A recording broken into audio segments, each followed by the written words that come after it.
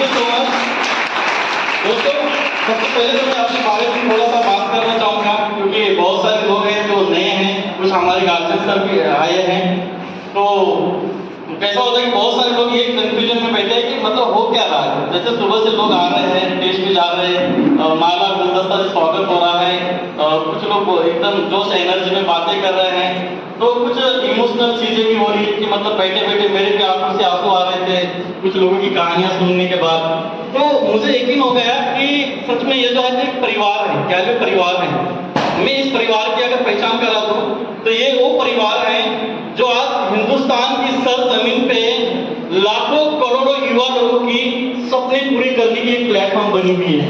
आज अगर मैं बात करूं दोस्त, तो इस हमारे कंपनी के अंदर ऐसे कई सारे लोग हैं जो जीरो से शुरुआत करके हीरो बने हैं।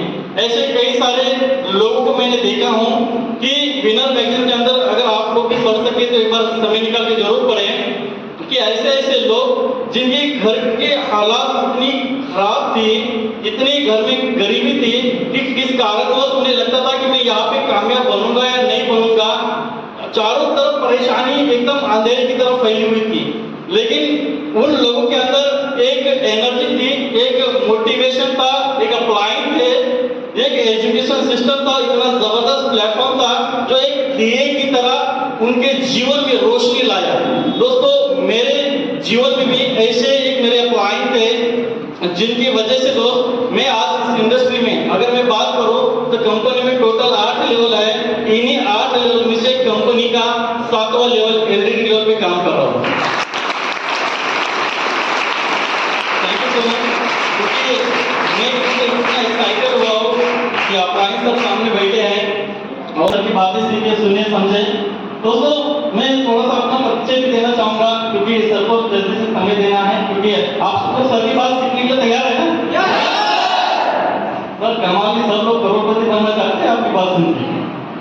तो सबसे पहले दोस्तों मैं आप सबको कहना चाहूंगा नमस्कार दोस्तों।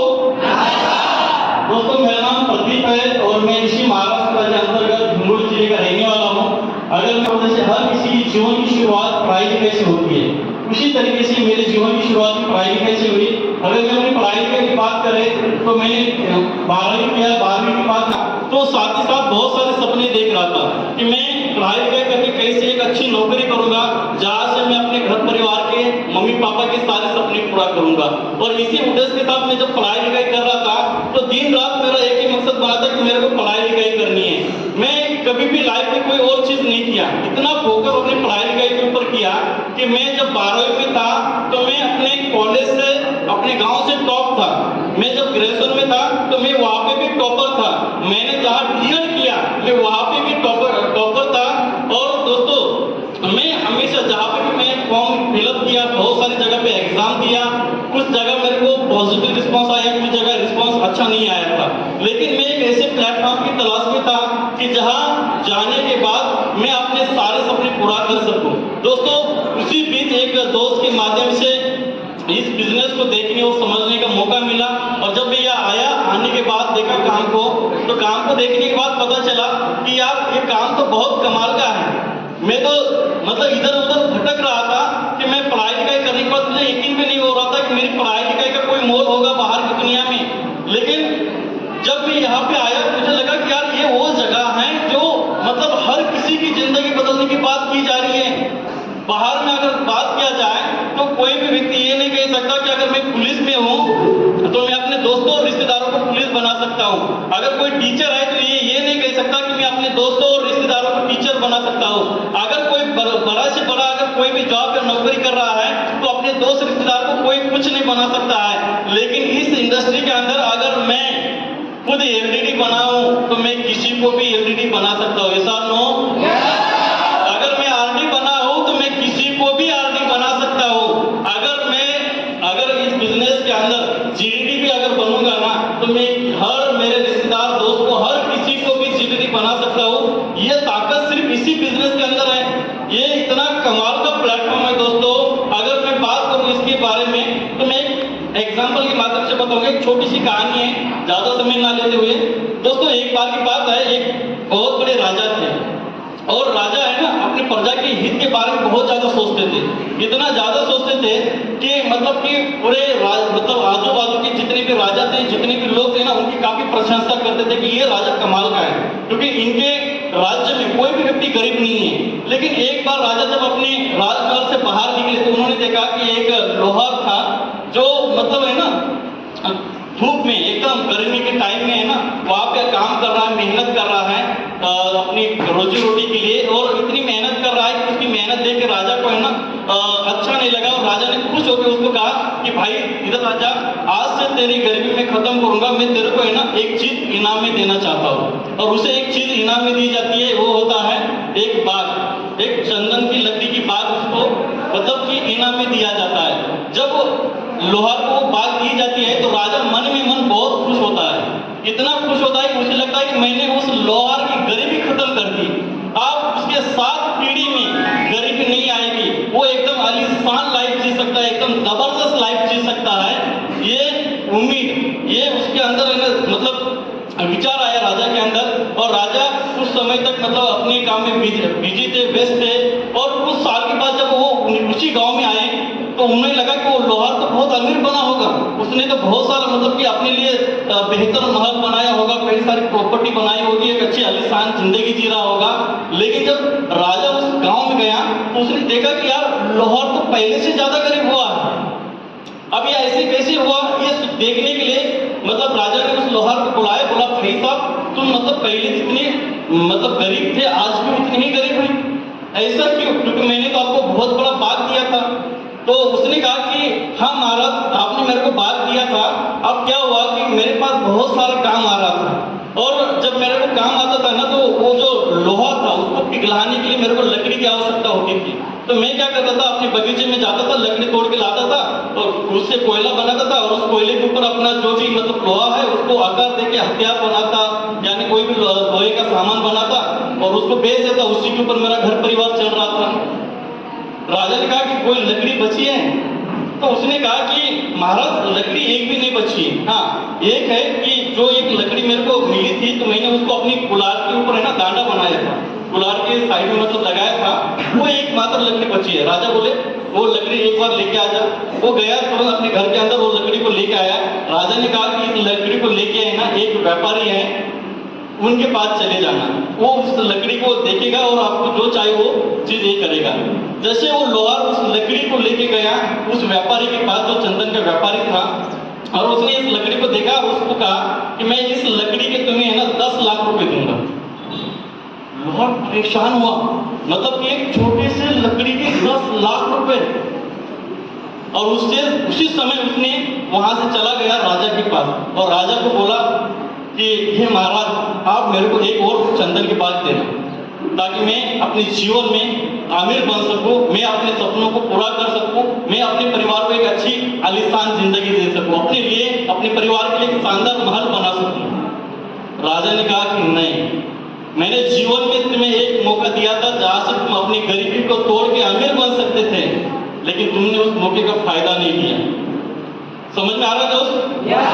दोस्तों ये जो चंदन के बाग है ना हमारे बिजनेस में हमारा प्लेटफॉर्म है। कहा जाता है कि अमीर व्यक्ति को अमीर बनने के लिए बहुत सारे विकल्प है, लेकिन ये गरीब व्यक्ति को अमीर बनने के लिए एकमात्र विकल्प है, वो है गैलो बिजनेस।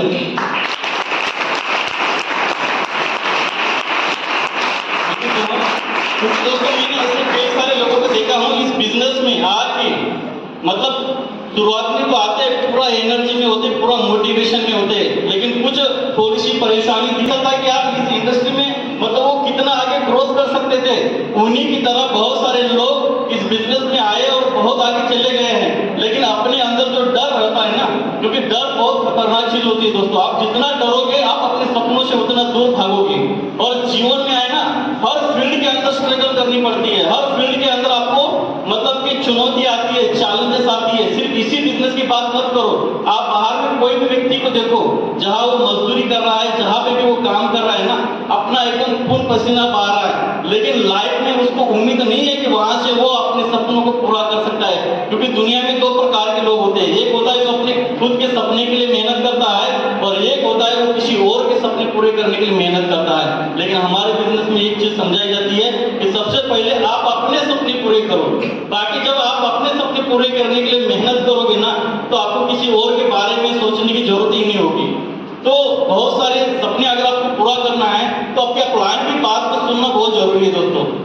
फॉलो योर अपलाइन, क्योंकि दुनिया में एकमात्र व्यक्ति है, जैसे कहा जाता है कि एक व्यक्ति का है ना, एक बच्चे का सबसे पहला गुरु होता है उसकी माँ।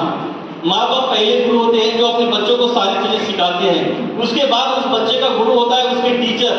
जब वो स्कूल में जाता है तो बहुत सारे टीचर उनको बहुत अच्छा मार्गदर्शन करते हैं। उसके बाद जब वो समाज में जाता है तो कई सारे अच्छे लोग भी मिलते हैं, कई सारे बुरे लोग भी मिलते हैं, और जिसके फेवर में आएगा उसी की तरह उसकी सोच बन जाएगी। लेकिन उसके बावजूद अगर कोई गैलरी बिजनेस में आता है तो उसे एक गुरु मिलता है, और वो गुरु होता है उसका अपलाइन। कहा जाता है कि अगर एक अच्छे अपलाइन का हाथ पकड़ोगे ना तो किसी के पैर पकड़ने की जरूरत नहीं होगी दोस्त। बस एक अच्छा अपलाइन को फॉलो करो, क्योंकि एक अच्छा अपलाइन दोस्त आपके लिए सब कुछ है। एक अपलाइन अगर चाहे ना तो आपको कहां से कहां बना देगा दोस्त। क्योंकि मुझे भी यकीन नहीं था खुद के ऊपर कि मैं इस बिजनेस के अंदर एलईडी बनूंगा, लेकिन एक अपलाइन की बातों को फॉलो किया। अपलाइन ने जो कहा वो मैंने काम किया। मैं कभी अपलाइन को ना बोला ही नहीं कभी जिंदगी में।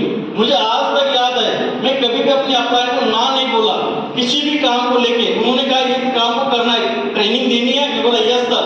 डायरेक्ट करोगे? Yes sir. प्रमोशन लोगे? Yes sir. इस महीना चेक बनाओगे? मैं बोला यस सर। समझ में आ रहा है?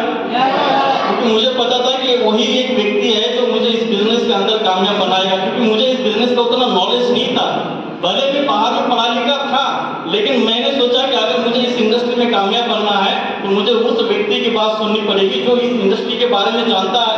क्योंकि दोस्तों आज बहुत सारे लोगों के मन में भ्रम होता है कि ये क्या सच में यहाँ पे पैसा मिलता है, क्या यहाँ पे सिर्फ मोटिवेशन ही होता है, क्या सच में लोग यहाँ पे अपने सपनों को पूरा करते हैं, अगर कामयाब बनते हैं तो किस हद तक कामयाब बनते हैं। दोस्तों मैं अगर अपनी इनकम की बात करें, वैसे तो मैंने इनकम बहुत सारा कमाया क्योंकि मेरी भी शुरुआत सीड लेवल से ही हुई थी, लेकिन वो था 1600 रुपए। समझ में आ रहा है? जब वो 1600 रुपए की इनकम आई थी तो मुझे मतलब है ना, मेरे बहुत सारे दोस्तों ने, रिश्तेदारों ने और घर वालों भी मेरे ऊपर हंस रहे थे। बोले 1600 रुपए कमाने के लिए गया है क्या? मैं बोला क्या बताइए इनको। मैं बोला हाँ मेहनत तो किया मैंने, लेकिन 1600 रुपए आए। सीढ़ी लेवल का इनकम था। बहुत सारे लोग बोलते हैं कि सर सीढ़ी लेवल से पैसा नहीं आता, लेकिन मैं बता रहा हूँ आपको। उसके बाद मैं पीढ़ी बना दोस्त, तो मेरे पीढ़ी लेवल की जो इंसेंटिव थी वो लगभग 3500 रुपए कुछ ऐसी थी। उसके बाद मैं ईडी बना, ईडी लेवल पे मैंने 12 से 13 हजार रुपए की इंसेंटिव बनाई थी। एसडी बना मैंने, लगभग मेरे ख्याल से 23 से 24 हजार की कुछ एसडी लेवल की मेरी इंसेंटिव थी। और जब मैं आरडी बना तो मेरी आरडी लेवल की जो इंसेंटिव थी वो थी, पहला मेरा जो इंसेंटिव था वो था लगभग 67,000 रुपए का आरडी लेवल। उसके बाद दोस्तों आरडी लेवल पे सिलसिला जारी रहा, हर महीने की इंसेंटिव बढ़ती गई। जैसे अगर मैं बात करूं तो मेरी आरडी लेवल की कोई भी इंसेंटिव 50,000 के नीचे नहीं थी। हर महीना 50,000, 60,000, 70,000, 80,000, 90,000, 1,20,000 रुपए मेरी आरडी लेवल की सबसे हाईएस्ट इंसेंटिव थी। क्योंकि ये जो गार्जियन लोग बैठे हैं ना, इनको समझ में ही नहीं आ रहा कि ये बस पैसे की बात कोई कर ही नहीं रहा है। मैं पैसे की बात करूंगा क्योंकि मेरे को पता है कि मोटिवेशन है ना किसी और चीज में नहीं है। पैसे की बात सुनेंगे तुरंत लगेगा हाँ है कुछ तो है यहाँ पे, और अपने बच्चों को कहेंगे तुम बिंदास काम करो। क्योंकि मेरे भी मम्मी पापा को है ना एक काम कभी समझ में ही नहीं आया, लेकिन जब मैं यहाँ पे पैसा कमाना शुरू कर दिया ना तो घर वाले ने कहा कि मेरे को नहीं पता कि तू क्या कर रहा है क्या नहीं कर रहा है, लेकिन तू जहाँ पे भी मेहनत कर रहा है बहुत सही जगह मेहनत कर रहा है। और मेरे घर वाले पहले मेरे को बोलते थे कि घर वापस आ जा।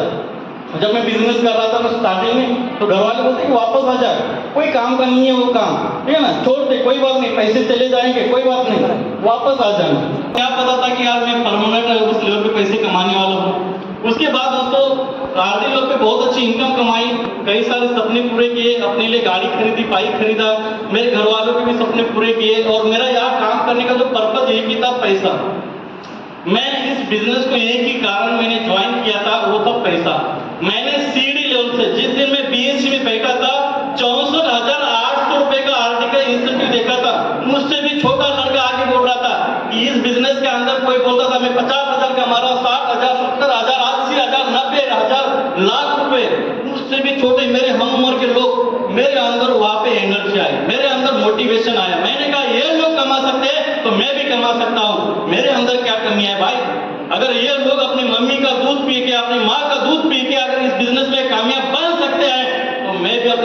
दूध पिया, यस और नो? दोस्तों हर चैलेंज को, हर चुनौती को स्वीकार करना मेरी जिम्मेदारी है।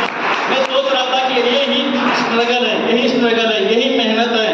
बाद में 1000 जगह जाके अपने डॉक्यूमेंट और मतलब पूरे सर्टिफिकेट लेके जाके बोलना नहीं है कि साहब मेरे को जॉब दो, साहब मेरे को नौकरी दो, मेरे को 15,000 ही दो, मेरे को 20,000 दो। नहीं, अब मेरे को नौकर नहीं बनना है, मेरे को बनना है मालिक, यस और नो?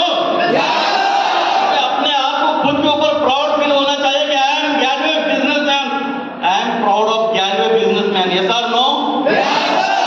जब तक आप खुद के ऊपर प्राउड फील नहीं करोगे ना दोस्त, कुछ नहीं होने वाला है। दोस्तों ये प्राउड मेरे को सीढ़ी लेवल पे हुआ था जब मैं बीएससी हॉल में बैठा था। उस टाइम में मैंने मतलब बहुत स्ट्रगल किया, मेहनत किया। आगे फिर दोस्तों बात यहाँ पे नहीं रुकती है। फिर मैंने देखा कि यार मुझसे भी बड़े मतलब कुछ ऑफलाइन लोग आते थे, सीनियर ऑफलाइन, और मीटिंग होती थी, ट्रेनिंग होती थी, वो अपने इनकम के बारे में बोलते थे। कोई बोलता था कि मैं 1 लाख रुपए कमा रहा हूँ, कोई बोलता मैं 1.5 लाख, 2 लाख, 2.5 लाख, 3 लाख रुपए पैसे कमा रहा हूँ, कोई 5 लाख की बात करता था। कोई स्टार होते थे तो बोलते थे कि मैं 6 लाख 10 लाख रुपए कमा रहा हूँ।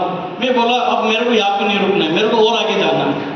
दोस्तों मैंने मेहनत किया, ईमानदारी से काम किया, और फाइनली मेरा जो मतलब मन बना, मेरे अप्लाई ने बहुत अच्छे तरीके से समझाया। बोला कि यार प्रदीप तू मतलब जो पैसे कमा रहा है इसमें संतुष्ट हो गया क्या? मुझे तो लगा था कि तेरे को पैसे की बहुत भूख है, लेकिन अभी तो आरटी लोग पे इतना शांत बैठा है, मेरे को लगता है तेरी भूख कम हो गई है। मैं बोला नहीं सर, कामयाबी की भूख और पैसे की भूख कभी खत्म नहीं होगी, क्योंकि मैं और ज्यादा कमाना चाहता हूँ। तो बोले आरटी लोग पे इतना ही मिलेगा, ज्यादा कमाना है तो एलडीडी बनना, यस और नो? मैं बोला यस सर, मेरे को एलडीडी बनना पड़ेगा। और दोस्तों मैं एलडीडी बना, लगभग मेरे को मतलब 6 महीना में आरडी बना था। 1 साल के बाद मैं एलडीडी बना, और एलडीडी बनने के बाद जो मेरे एलडीडी लोग की जो इंसेंटिव थी वो ज्यादा नहीं दोस्त, पहला इंसेंटिव था वो था 2,70,000 रुपए। उसके बाद तो हर महीने की अगर इंसेंटिव की बात करें तो हर महीना 2 लाख, 2.5 लाख, 3 लाख, 4 लाख, 4.5 लाख, और मेरी एलडीडी लेवल की सबसे हाईएस्ट इंसेंटिव थी वो थी लगभग 5 लाख रुपए 1 मंथ। दोस्तों आज इस इंडस्ट्री में मुझे 10 साल कंप्लीट हो रहे हैं। अगर मैं 10 साल की अगर इनकम बात करूं तो क्या सुनने के लिए तैयार हैं? भाई शेर का कलेजा चाहिए, एकदम चूहे का कलेजा लेके बैठे हो तो यकीन नहीं कर पाओगे। सब लोग शेर का कलेजा लेके बैठे हैं ना? तो दोस्तों ज्यादा नहीं, क्योंकि 10 साल मैंने समय दिया इस इंडस्ट्री के अंदर, लेकिन 10 साल में 2-3 साल तो हमारा कोरोना ही खा लिया। अगर मैं सिर्फ 7 साल की इनकम बताऊं तो मैंने 7 साल में क्या बता दूं, मैंने इस 7 साल में दोस्तों 2.5 करोड़ रुपए इस इंडस्ट्री से कमाए।